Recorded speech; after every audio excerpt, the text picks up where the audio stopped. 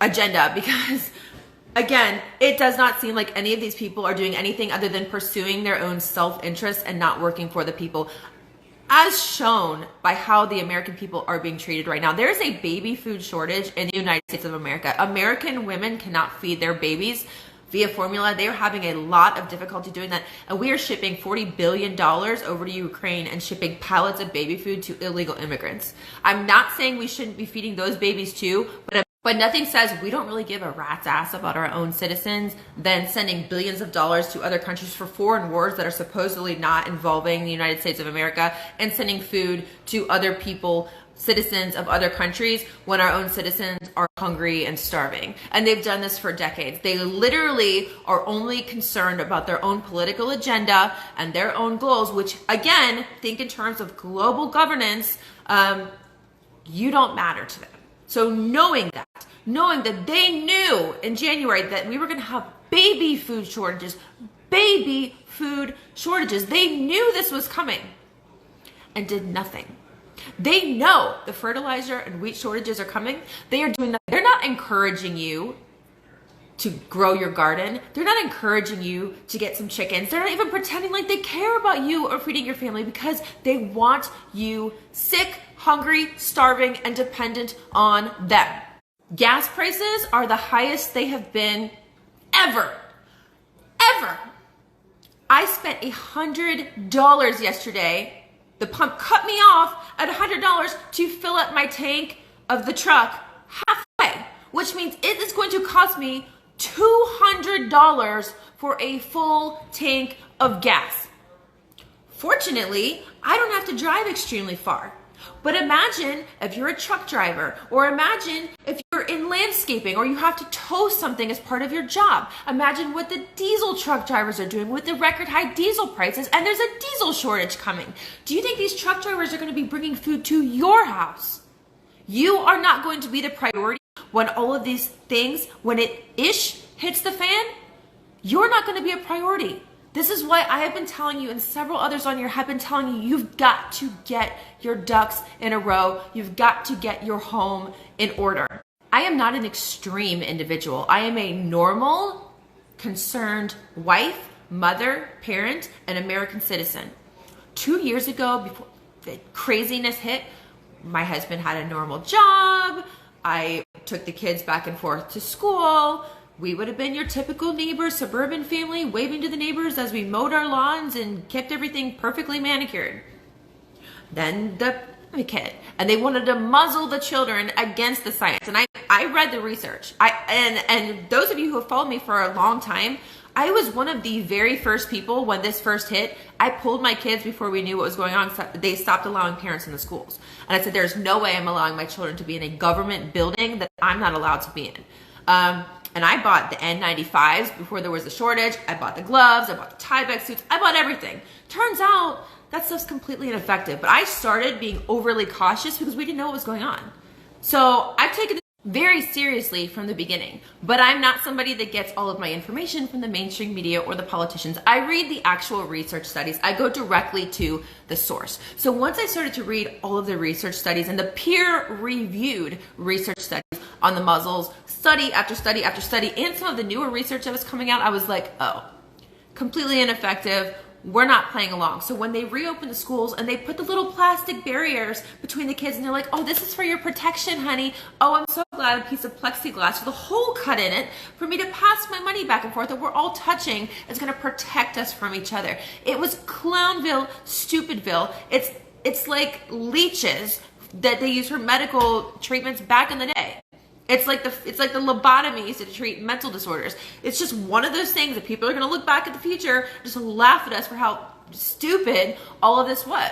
So I took this very seriously at first, read the research, was like, okay, children, healthy people, not affected. It is not a concern for myself or my family.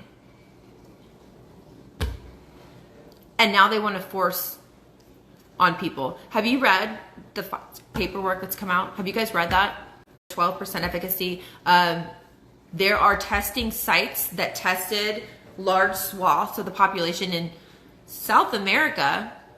I don't know why German and American studies are doing tests in South America at testing sites that didn't really exist, and the people running the testing sites were actually in the United States at the exact same time they're supposed to be studying in South America conducting these tests. It didn't work. It did not compute, and this has been completely blown over. People don't even realize what's going on, and the media is not even picking it up.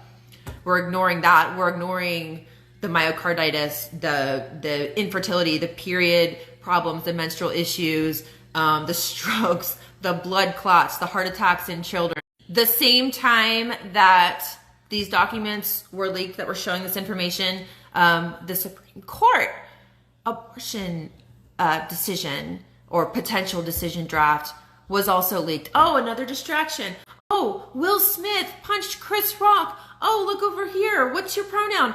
All of the distractions and sparkly, shiny objects, and you're talking about that instead of talking about the 12% efficacy and forced of your children to participate in school, or for our members of the military, or for your husband or wife who's working. We're not talking about the real issues. We're not talking about record high inflation, which they tell us is like 8.5%, but we all know like gas is over 50% higher than what it was then. That's not 8.5%. They are lying. The 8.5% number is an underinflated number, lying about what is going on. They're lying to your faces about everything. They're lying to us, and you're still playing along. So to go back to the original purpose of the video today, what do? You take care of your family. You set yourself up so that no matter what they try to do, you have the best odds possible. And that's going to look different for everybody. For our family, we had to leave the state we are in, and I wasn't about to move to another suburb because I don't know what's going to happen. I don't know what's going to come down. Do you know what they're going to do if moms can't get baby formula for their children, and we have record high inflation, record high gas prices, and then the system crashes and we have a complete economic crash? Because that's what happens when you continue to print money. The only way we can get out of this is through record high inflation. By the way, if the Fed doesn't raise the rate, we're screwed. The entire financial system in the United States of America is going to fall, and we can't get food, and there's going to be shortages. And when people are hungry and broke and desperate and their children are crying because they need food, they're going to do anything. You need to protect yourself from being a victim of a crime from somebody else who is so desperate that they're willing to do whatever it takes, including sacrifice you and your family. So you need to get yourself somewhere safe, whether that's far away, whether that's with the family, whether that's in the country, in the middle of nowhere. Get yourself somewhere safe. Get yourself somewhere with renewable resources. My qualifications for the land that we bought had to be a relatively free state, although that's becoming less and less right now. And don't message me. I'm not going to share where we are. Don't message me about the state. You guys need to start looking up the free states, and you can do some research on deciding on where that is. But go by how the governor treated people during all of the and all of the executive orders and all that. Go by that and see which ones you align with. That's a good start. Pro Second Amendment, you're going to want to be somewhere where that's acceptable. It is better to have it and not need it than need it and not have it. We do not know what is happening. We do know that Agenda 2030 is very real. It is literally written out in a document. Agenda 21, Agenda 2030, the Great Reset. It's all happening before our eyes. They literally wrote a book called The Great Reset and the Fourth Industrial Revolution with exactly what is playing out right now. They wrote out the whole Event 201. All of these things have been pre-planned. We are only on year 2 of the journey to Agenda 2030. And we still have 2 years left of this administration that is purposely trying to tank the United States. And you cannot tell me that what is happening right now is not purposeful. You cannot screw up this badly, this many people, this quickly, without it being planned and purposeful. I feel like our government has been infiltrated by the government, by the globalists. It has been compromised, and now the people, the United States people, have to take it upon ourselves to protect ourselves tangibly. So land. Find some land some property in a free state, a place where you can have your own small chickens, 2 or 3 chickens, or you can have a small garden where there are like-minded people nearby, have a water source, one that is not connected to the grid, one that if worst case scenario you had to have water, you have natural flowing water, and have a way to filter that water. I have a highlight on here called Stay Ready that has some tangible action items. I highly recommend that you read through that highlight, watch the highlight, get yourself in gear. You don't have to feel scared when you are prepared. You need to feel empowered. And I'm not going to sit here and tell you it was easy. We literally left everything we knew and moved to a place where we know no one. It's completely new, a new state. We pulled our kids from school. I never thought I'd be a homeschooling mom. I'm a homeschooling mom. It's not as hard as you think. Making the decision to do it is harder than actually doing it. But if you want to survive this next stage of history that is about to be written, they're going to write history books about this era that we are in right now. And half of the people are going to be really, really screwed. And then there's going to be a small subset of people that are going to be like, oh my gosh, thank God my mom did this. Thank goodness my dad did that. You can pick right now. There is still time for you to get ready. So don't be so consumed and concerned. And if you can't leave, I have friends that are in California right now. They cannot get out. Do what you can with what you have. If you're stuck and you can't leave, start a small container garden. You can do something on an apartment. You can have tower gardens.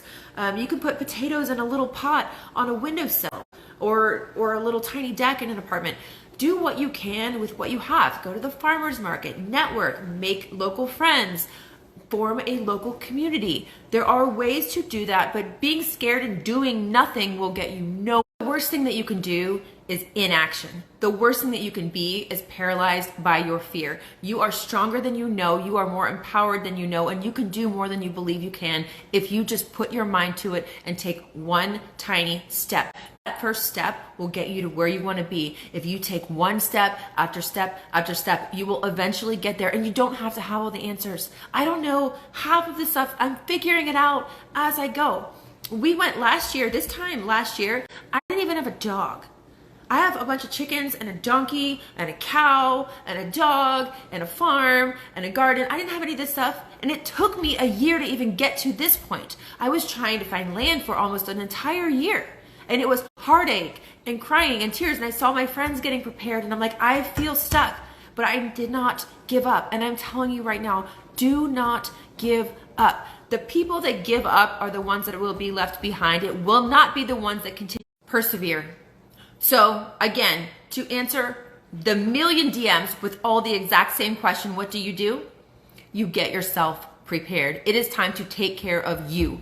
It is time to take care of your family. Do not expect somebody else from the government to come in and swoop in and save you with new laws. Do not think that this is going to end in November, because it's not. Right up to the midterms, I guarantee you it's going to get way worse. They always behave a little bit right before the election, and then right after they're going to dump it on us again. It's either going to be variant number XYZ, or it's going to be another economic crisis, or no diesel, or no trucks, and now we're all freezing, and now we don't have any energy. It's going to be something. And we know it's going to be something because they have to destroy everything in America so they can build it back crappier for their Agenda 2030, because they are globalists. This has been written out for decades. It has been the plan, and not enough people are speaking out, and America will eventually, the tides will turn eventually, but you have to weather this storm first. I have a lot of people that are like, what can I do other than pray? God put you here at this point in history, in life, for a reason. Sitting and praying, a great thing to do, but He sent you here to watch this video message right now. This message is telling you to take action to protect your family.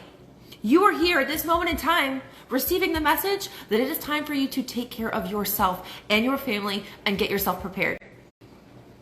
I don't know how else I can say it to you guys. And for goodness sakes, please protect the hearts and minds of your children, because there's an active attack on families, on women, on men, and on our children. And that is very apparent with the indoctrination agenda that is occurring in our schools. They are trying to confuse and twist and mentally sicken your children, and you cannot allow that to happen no matter what. Your children are everything. Pulling our children out to homeschool was the best decision we have ever done. Not only did we realize how little our children were actually learning at the indoctrination camps, we realized how much they were being held back as well by the mob mentality, the group, right? You have children on different ends of the spectrum. You've got very, very intelligent, highly performing children. You have children that are a little bit slower, need more attention. And then you have all the children in between. And the children that are really, really far ahead are being held back by the teacher having to make everybody the same level. When we pulled our son, and we left before the schools closed during the we left early because I was like, this isn't right. My son's teacher, she was one of the good ones. God bless her. I love her to death. She ended up retiring because she couldn't handle all of the crazy ridiculousness. She was like, this is ridiculous. I'm out. She was one of the good ones. She came to our house and brought his stuff from the class. And I said, I'm going to homeschool. And she said, good. She said, he needs to be homeschooled because what they're doing at the schools, right, is completely inadequate. And she told me that my son was at a higher level. He's the youngest. So of course he's exposed to his older sisters, and he's exposed to a little bit more of a higher level of academic learning. And she said, he is at the 2 grade levels ahead of where he is. And she said, we were not allowed to teach the children where they're supposed to be. So he was sitting there being held back. So what happens when you're holding an intelligent child back? They get bored. And then when they get bored, they're going to get in trouble and things like that. We fortunately did not have to deal with those issues, but a lot of children have those problems. If you judge a fish on its ability to climb a tree instead of its ability to swim, you're going to think the fish has problems, right? Not everybody is the same. There are different degrees of intelligence. There are different types of intelligence.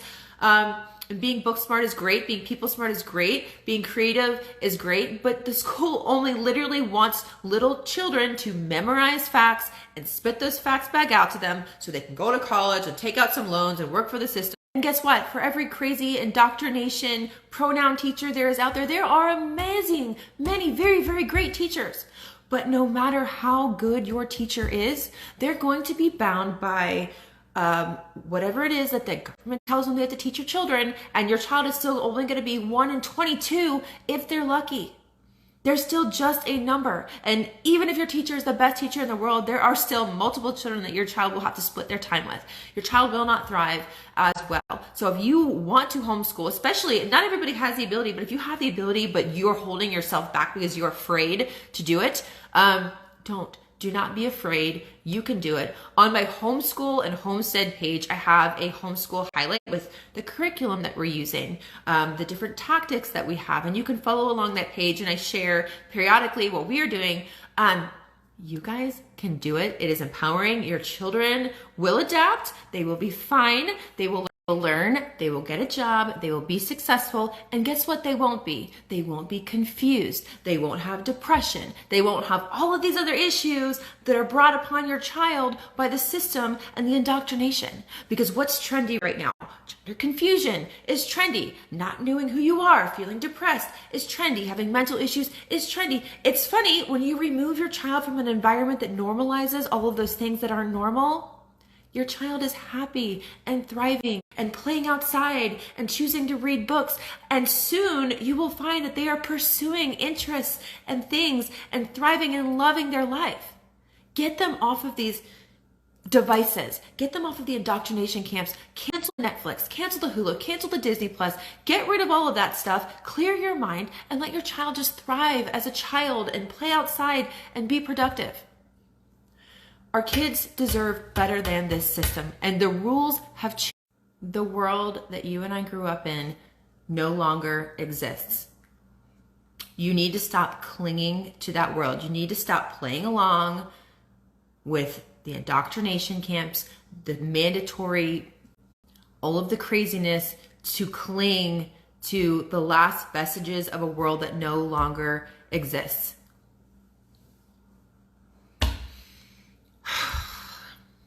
I was going to take the afternoon off, and then I was like reading through the messages and just every other message. What do I do? What do I do? What do I do? You walk away, guys. You walk away from the system. You stop playing by their rules, and you create your own rules with a community of people who are doing the same. All right. That's all I got.